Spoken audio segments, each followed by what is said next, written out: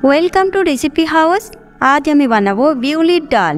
বিউলির ডাল বানাবার জন্য প্রথমে ডালটিকে ভালো করে জল দিয়ে ধুয়ে নেব।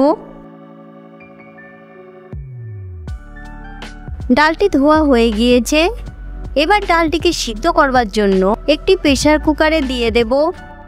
তারই সাথে দিয়ে দেব ডালের দ্বিগুণের একটু বেশি জল আর 2টি কাঁচা লঙ্কা। এবার প্রেসার কুকারের ঢাকা বন্ধ করে 2 থেকে 3টে সিটি মেরে নেব। 2 থেকে 3টে সিটি মারার পর দেখুন ডালটি কি সুন্দর সিদ্ধ হয়ে গিয়েছে। এবার ডালটিকে ফোড়ন দেওয়ার জন্য ডালের একটি মশলা তৈরি করে নেব। তার জন্য একটি বাটিতে নিয়ে নেব 2 চামচ মতন মৌরি বাটা, তাতে দিয়ে দেব 1 চামচ আদা বাটা, 1/2 চামচ হলুদ গুঁড়ো, পরিমাণ মতন নুন। এবার এই সব কিছুকে চামচের সাহায্যে নেড়ে একটি পেস্ট বানিয়ে নেব। এরপর একটি কড়া গরম করে তাতে দিয়ে দেব 3 থেকে 4 চামচ সরষের তেল। তেল গরম হলে দিয়ে দেব 2টি শুকনো লঙ্কা, 2টি তেজপাতা আর 1/2 চামচ মতো মৌরি।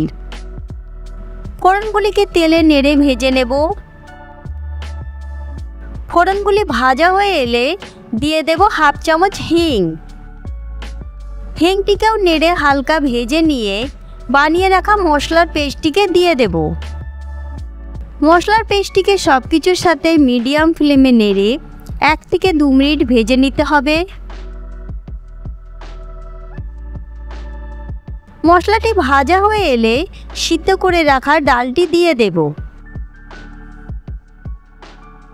ডালটিকে মশলার সাথে নেড়ে নিয়ে দিয়ে দেব 150 থেকে 200 ml গরম জল। জল আপনারা ডালের কতটা পাতলা বা ঘন করবেন সেই অনুযায়ী দিতে পারেন। এবার ডালটি ফুটে উঠলে মিডিয়াম ফ্লেমে নেড়ে 2 থেকে 3 মিনিট ফুটিয়ে নেব। 2 থেকে 3 মিনিট পর বিউলির ডালটি তৈরি হয়ে গিয়েছে।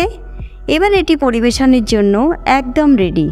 যদি আমার তৈরি রেসিপিটি আপনাদের ভালো লেগে থাকে তাহলে ভিডিওটিকে লাইক এবং শেয়ার করবেন। এই রকম সুস্বাদু রেসিপি পাওয়ার জন্য আমাদের চ্যানেল রেসিপি হাউসকে সাবস্ক্রাইব করতে ভুলবেন না।